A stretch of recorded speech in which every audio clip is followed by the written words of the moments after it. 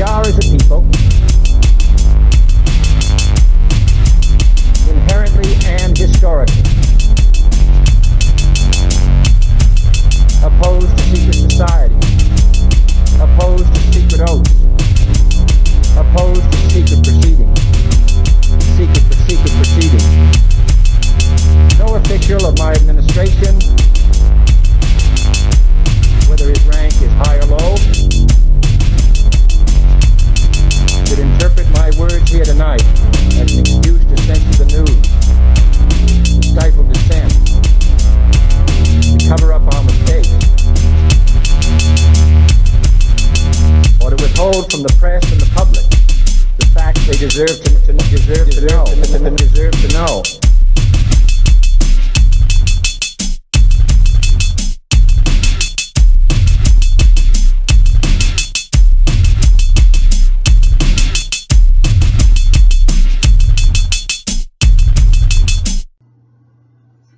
Welcome to Conspiracy Corner Podcast, everyone. This is Abe, your host.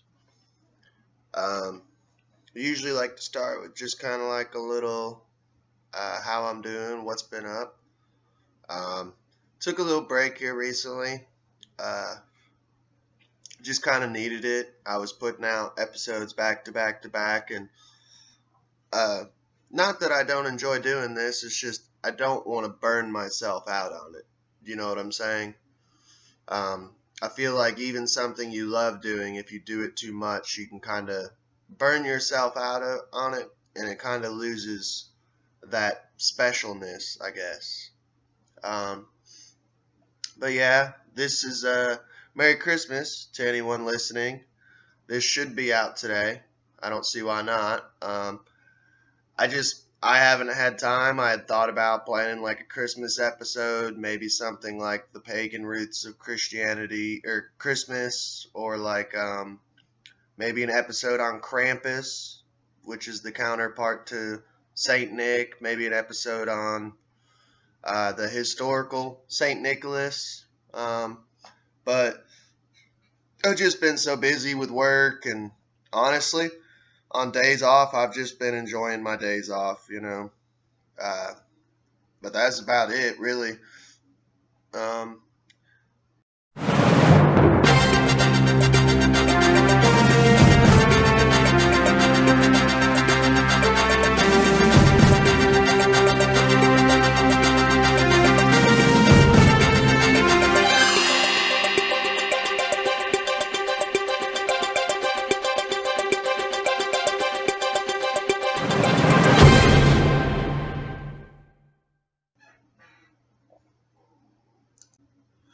We do have some breaking news this week.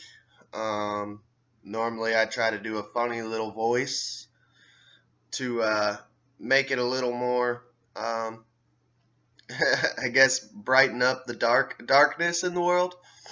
But this news is crazy. So this COVID bill that has come out is like 5,500 pages. They handed this bill. Oh, they didn't hand it, by the way. They carted it to each individual who needs to sign it. That's how big this bill is. They had to use little carts to push them around. And then they expect these people to read this bill in a night, which is mathematically impossible. I was listening. Somebody was doing the math on it. You'd have to read like 22 pages in 9 minutes. Something insane like that, which is like impossible. I was telling my mother-in-law today on the phone, you know, like a comic book is like 24 pages, and that's not even full-length text. That's just a comic book, just random little paragraphs here and there and sound effects noises. It takes me about 45 minutes, maybe an hour sometimes to read a comic book. Like, and you're expecting these politicians to read this overnight and then get up, you know, ass crack of dawn and sign it, not knowing what they're signing. Trump put out a speech, you know, he's like, this bill is ridiculous. It's proposing like millions of dollars to multiple other countries. Like, No, I'm sorry. We need to be taking care of America. America first. Like, no offense to the rest of the world. I know you guys are struggling too, but no, we come first when it comes to my country. I worry about my country before someone else's. Sorry. That's how I roll.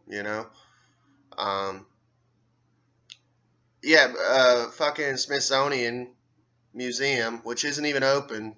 Apparently millions of dollars was sent to them. Like, don't even get me started on the Smithsonian and how evil and corrupt that you know organization is, as far as like lying to us about our own history, lying to us about who and where we came from, and what else was out there, as far as like the giants and the Nephilim. There's a whole cover up on that, but just ridiculous. Figured I'd share it with you. And it's Nancy Pelosi's behind all that crap, so that tells you it all right there. But we'll get back into the episode.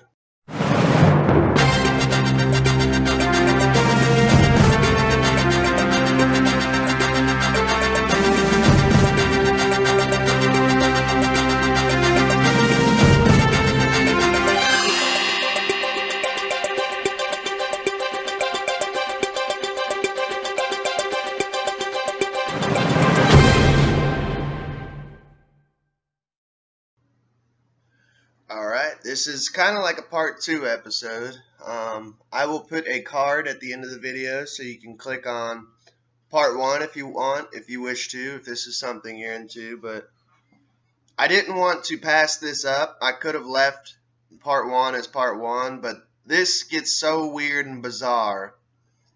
Yeah, just listen. It's crazy. The first section of this, because it's kind of like a two-parter, I'm taking from multiple sources. First section of this is about self-mummification, which is, I guess, like a spiritual practice in certain areas.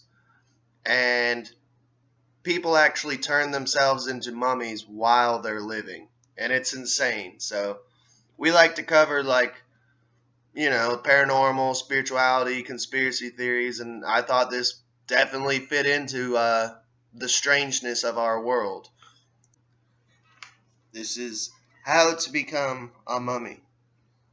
Put simply, mummification is the full or partial preservation of soft tissues, accomplished by arresting the process of cell disintegration and bacterial growth that begins soon after death. The many ways to become a mummy share two characteristics: the absence of liquid water and an environment free of, or at least hostile to, bacteria. So honestly, as weird as this sounds, it kind of reminds me, I just thought of like beef jerky right there. Like Mingwa. This isn't product placement, it just reminded me of Mingwa. Natural mummification. Freezing. Bacteria cannot survive without liquid water. Keeping a body below freezing halts microbial activity. Hermetic environments. If a burial chamber or coffin is sealed tightly enough, water and foreign microbes cannot get in, leaving the corpse largely untouched. So basically, like those sarcophagus, the big stone coffins they put on the dead pharaohs and stuff. Desiccation. In extremely dry environments, moisture leaves the body rapidly without water. The bacteria that usually begins to eat away at tissues are unable to survive, and the formation of cell and organ destroying enzymes is halted, leaving the body intact, if a bit shriveled. Natural anaerobic environments. Some cultures in Europe buried bodies in nearby peat bogs. The oxygen-free environment kept microbes out as well. Artificial mummification. Although practices differ across cultures, most methods of artificial mummification involved removing the internal organs and replacing them with grasses or linens to recreate the body's original shape. So they've actually, you can watch it on documentaries and stuff. It's kind of wild. They got like these weird tools that they used to, like, one's like a hook that goes up your nose and it scrambles your brains and then they pull it all out. It's kind of gross, but I don't know. I've always found it interesting since I was a kid.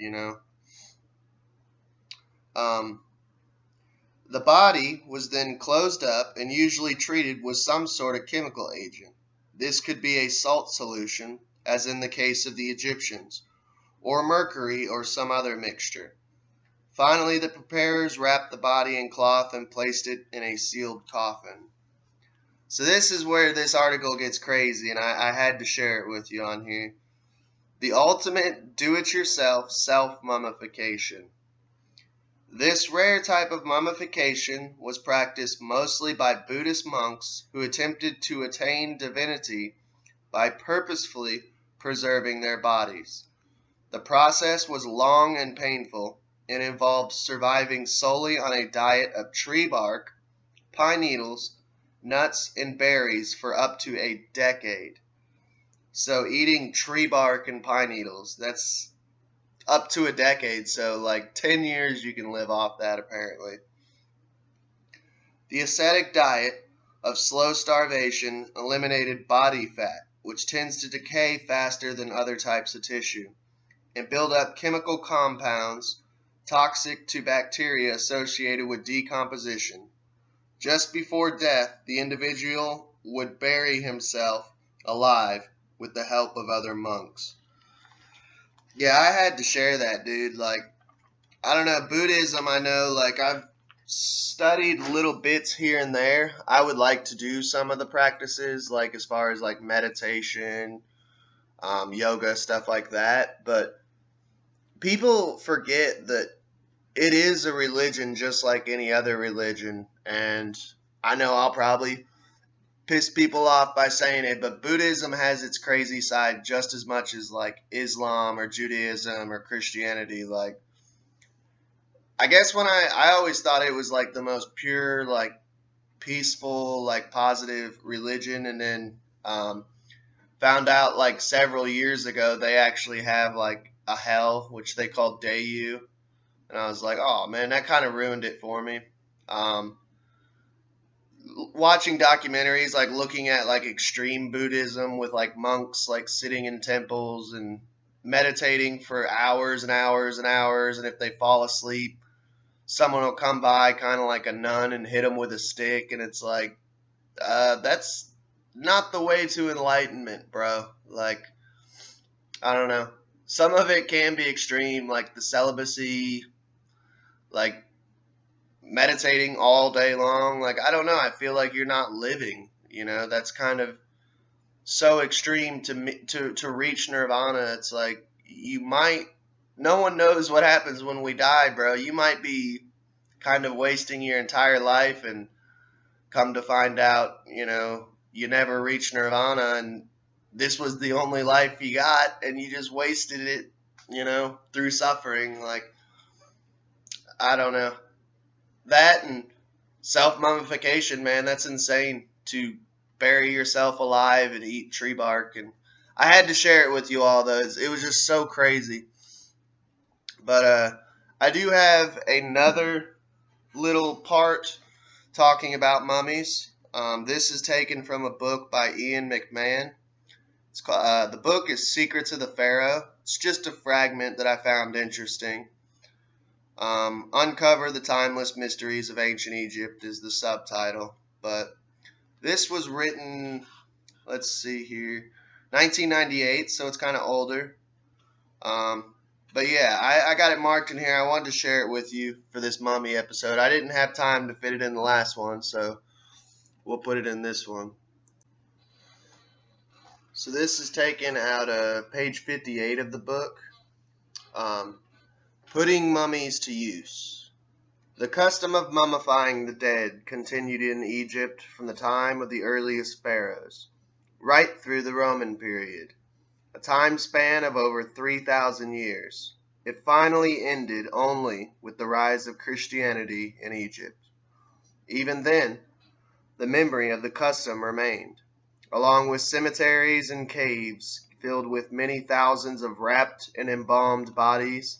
Because the resins with which they were coated turned them black, came to be called mummies, from a Persian word, mumia, which means bitumen or pitch. This name led to one of the more peculiar sidelights of Egyptian history. Persian physicians in medieval times claimed that mumia, that is, the mineral pitch, sometimes found oozing from rocks in oil-rich regions, cured cuts, mended broken bones, and healed stomach ailments. The problem with mumia was it was scarce and expensive. Okay, this is where it gets weird. If it wasn't weird enough with the self-mummification ritual, now it gets even weirder. So, blackened resins found on the outside and inside of mummies looked much the same, and the names were the same. So why not use those instead? Yeah. Soon the bodies of long-dead Egyptians were being ground up and sold as medicine. By the 16th century, powdered mummy was an important export of Egypt and a standard item at the apothecary shops throughout Europe. The demand became so great that it eventually outran the supply. Some dealers found a profitable solution to this problem. They started manufacturing their own mummies. They bought fresh corpses from the prisons and hospitals, stuffed them with pitch, and wrapped them in old rags. After a few weeks of aging under the Egyptian sun, the new mummies were powdered and sold as the genuine article. Eventually, word of this scam spread. The news killed off the trade in mummies. Patients may have been ready to swallow the dust of people who had died 2000s the year before, but they drew the line at those who had died only a few months before, of who knew what loathsome disease. So how gross and disgusting is that it literally became a medicine that you would consume? Yeah, it says that they would swallow the flesh of mummies, 2,000-year-old flesh, for medical purposes, or use it as a salve for cuts. So this is why I wanted to definitely put this episode out, because I ran out of time on the first episode, but I'm like, man, I've got to make a part 2 for this. Like, the whole self-mummification thing was so bizarre, and then people eating 2,000-year-old flesh of mummies. I was like, yeah, this is definitely going to be an episode. So, but even after Europeans stopped taking mummies as medicine, however, they did continue to collect them. No wealthy traveler making the grand tour could return home from Egypt without a stuffed crocodile to hang on the wall, a selection of scarabs, and pots to display in a curio cabinet, and an occupied mummy case. Putting pots and stuff in your cabinets, I don't know, that just sounds like bringing home a djinn.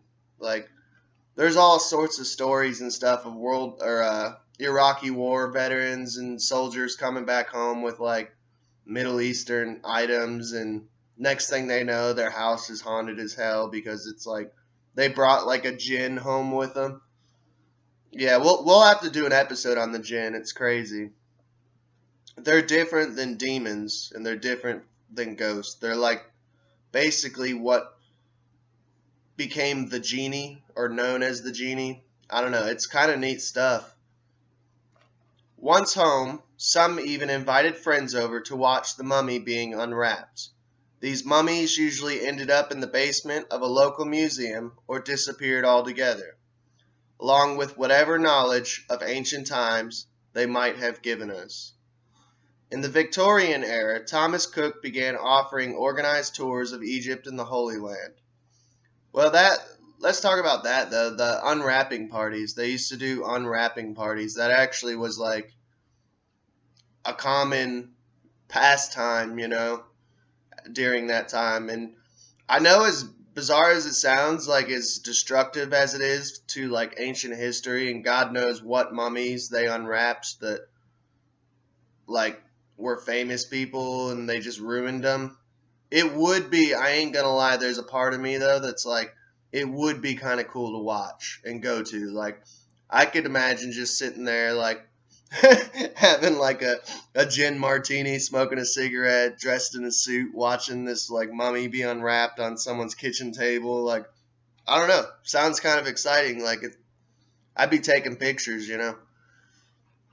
In the Victorian era, Thomas Cook began offering organized tours of Egypt and the Holy Land. A high point was a guided visit to a tomb where a mummy would be found, quote unquote, then taken back to the hotel to be unrolled after dinner. Even if these excursions took place only every 2 weeks, for only 20 years, they would have used up to 500 mummies, because, of course, once unwrapped, the mummies were considered to be of no use to anyone. Their fate could have been still worse. At one point in the 19th century, an American paper manufacturer signed a contract to buy tons of linen wrappings from mummies to be made into a rag content paper. Wow, so just taking... This is destruction of history at its worst. Like, taking thousands of wrappings from mummies and turning it into basically just rag content paper. That's insane. No mention was made of what would be done with the mummies themselves, but it was easy to imagine. The deal eventually fell through after the rumor started that the paper could spread diseases from ancient times. The widespread disrespect for the remains of the long dead inspired Mark Twain in his satirical travel book, The Innocents Abroad, to describe an Egyptian train trip this way. The fuel they used for the locomotives is composed of mummies 3,000 years old, purchased by the ton or by the graveyard for that purpose. Sometimes one hears the profane engineer call out pettishly, "Don't these plebeians, they don't burn a cent passed out a king." That's crazy. Using them as fuel to fuel the fire of the locomotive. But I don't know. It's crazy. Let me know in the comments what you think. We have a little bit of time, so I usually, if I have enough time, I like to do a Saint of the Day segment, So December 25th, 2020 is, ironically, Jesus Christ. When Tinker Bell is dying in the play Peter Pan, the audience is asked to clap if it believes in fairies. The implication is clear. The audience doesn't clap, Tinker Bell will die. Of course, the audience always comes through, and Tink always goes on to do whatever it is fairies do. At times we act as if Tinker Bell and God are alike. With our rather egocentric points of view, we behave as if God needs us. God doesn't need us. We need God, but God doesn't need us. Even if the entire universe stopped believing, God would still exist. That doesn't mean we aren't important to God. God loves us, and love is a good deal more valuable than need. It's amazing that God, who created everything, loves each of us as individuals.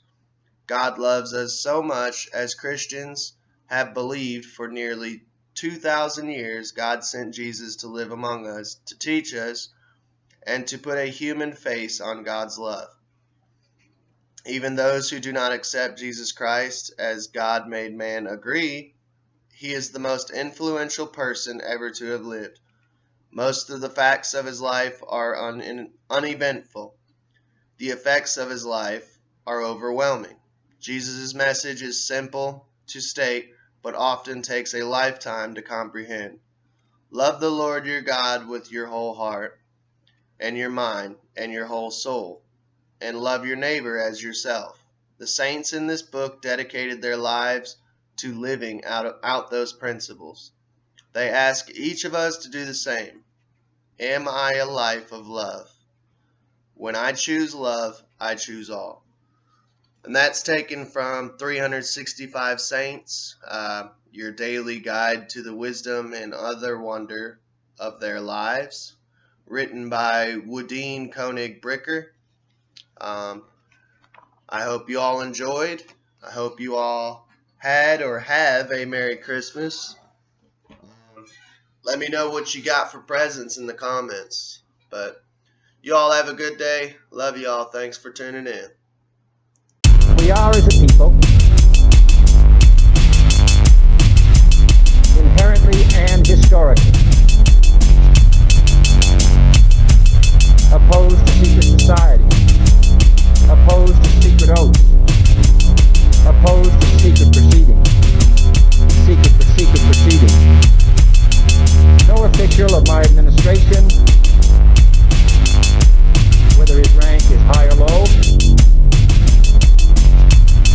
should interpret my words here tonight as an excuse to censor the news, to stifle dissent, to cover up our mistakes, or to withhold from the press and the public the facts they deserve to